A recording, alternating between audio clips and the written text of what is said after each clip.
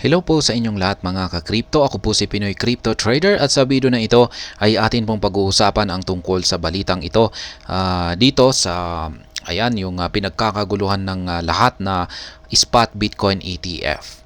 Ayan. I-approve na nga ba talaga ni SEC si spot Bitcoin ETF? Or baka kakailanganin pa nila ng mas mahabang oras or baka patatagalin pa kaya nila ito.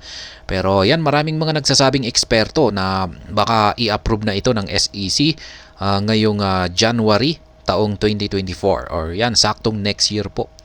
Pero yan, bago po tayo magpatuloy ay nais ko lamang po munang bigyang linaw ang aking disclaimer kung saan ang nilalaman po ng video na ito ay hindi po ito isang financial advice. For education and information purposes lamang po ang layunin nito. Maliban po dito ay nais ko na rin pong magbigay babala na wala pong kahit anumang group chat ang Pinoy Crypto Trader. Ayan, ang sabi dito ay, as the US Securities and Exchange Commission or SEC stands at the brink of a pivotal crypto decision, the crypto sphere is abuzz with anticipation regarding the approval of spot Bitcoin exchange traded fund applications. Ayan, pinagkakaguluhan po talaga yung ito spot Bitcoin ETF na ito. Sa katunayan ay nagdulot nga ito ng price surge. Yan, kaya umakyat ang presyo ni Bitcoin at dahil diyan ay nagsiakyatan na rin yung iba't ibang mga cryptocurrencies. Ayan, with the window open until November 17, the SEC is evaluating a dozen applications including grayscale conversion of its GBTC Trust products. Ayan, ang dami pong mga nakapending na mga application na kailangan pong i-approve ng SEC. Yan, kasama na po yung mga malalaking financial institutions dyan na katulad ni Grayscale. Yan, nandyan na rin si BlackRock at saka si Fidelity. Will the SEC finally greenlight a spot BTC ETF? Ayan. Ito talaga yung gustong malaman ng lahat. Kung i-approve na nga ba nila talaga or baka patatagalin nila ito. While approval of a spot Bitcoin ETF is not assured, the decision by the SEC is eagerly anticipated by both regulators and cryptocurrency enthusiasts. Ayan, inaasahan po talaga ng lahat yung approval ng SEC. Pero alam naman po natin na ang SEC ay parang may galit sa mga cryptocurrency. Parang ayaw talaga nila sa crypto. The initial rejection of the first Bitcoin ETF filing in 2017 was driven by concerns over the lack of regulation in crypto markets and the potential for market manipulation.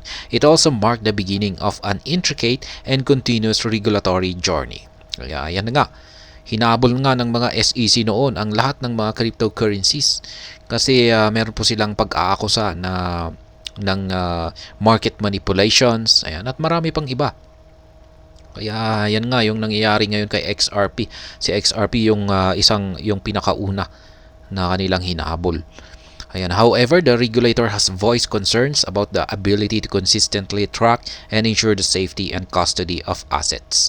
Yan na nga yung kanilang isa pang concern nila, yung protection ng mga investors, mga customers pagdating dito sa mga cryptos. Additionally, questions have been raised about the resilience of trading venues and the Bitcoin market's capability to manage the increased volume that would result to the introduction of a spot ETF. The SEC has an 8-day window from November 8 to November 17 to approve the first spot Bitcoin ETF, even if the decision is delayed beyond November 17. Ayan. Yan lamang po yung window mode nila, November 8 to November 17 para i-approve ang spot Bitcoin ETF. Ayan, analyst of Bloomberg predicts that if a spot Bitcoin ETF is not approved in this period, there's still a 90% chance for approval by January 10, 2024. Ayan, kung hindi raw po in-approve ng SEC ang spot Bitcoin ETF na ito, dito sa November 8 to 17 ay meron pang 90% na chance na ma-approve ito. Ayan, next year, January 10. In June, the demand for a spot Bitcoin ETF re-emerged with a BlackRock filing, sparking a flurry of filings from other issuers vying to secure approval from the SEC. Ayan. Inumpisahan po ni BlackRock yung kanyang application ng spot Bitcoin ETF, tapos sinundan naman ng iba pang mga financial institutions. BlackRock's bid for a spot Bitcoin ETF has generated optimism for approval, yet experts hold differing views on the likelihood of its acceptance. The SEC, in response to filings from asset managers, has expressed reservations, asserting that the applications lack clarity and require additional information for consideration. Experts say the SEC could rule on filings for a spot Bitcoin ETF over the next few months as deadlines quickly approach. Ayan, totoo nga po yan, napakabilis ang pagsapit ng deadline ng kanilang approval, kaya kailangan na po talaga nilang i-approve ito. Despite fresh speculations that the SEC is due to soon say something about the applications from asset managers, including BlackRock and Fidelity, because of a rebuttal period that ended this week after they were most recently delayed in September 2023. Currently, the market is heating up for near-term approvals of spot Bitcoin ETF with potential implications for crypto prices and market dynamics. The approval of spot Bitcoin ETF is expected to have a significant impact on retail investment in the Bitcoin market and could potentially influence investor behavior and market sentiment. Ayan na nga po yung laging sinasabi ng mga crypto expert na kapag na-approve na raw ang spot Bitcoin ETF ay magdudulot ito ng isang significant or malakihang impact sa market price ni Bitcoin. Ayan.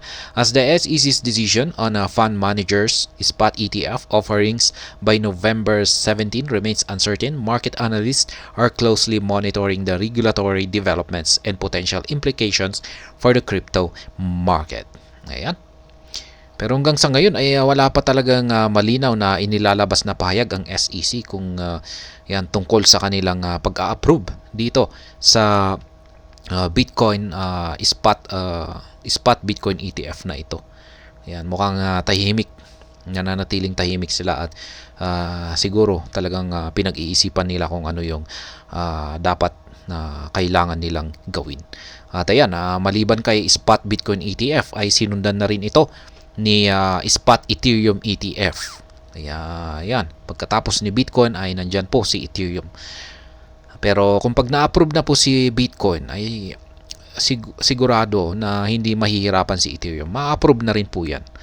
At ayan, hanggang dito na lamang po tayo sa video na ito. Sana po ay inyong nagustuhan ang aking paliwanag dito. Kung inyo po itong nagustuhan, pakiclick lamang po ang like button nito. Para naman po sa mga bago lamang dito, kayo po ay aking inaanyayahan para mag-subscribe. Pakiclick na rin po ang bell icon nito dahil ito po ang siyang magsisilbing notification nito sa mga bagong videos na akin pong ina-upload sa aking YouTube channel na ito. Marami pong salamat sa panonood. Ingat po tayo lagi at God bless po sa ating lahat.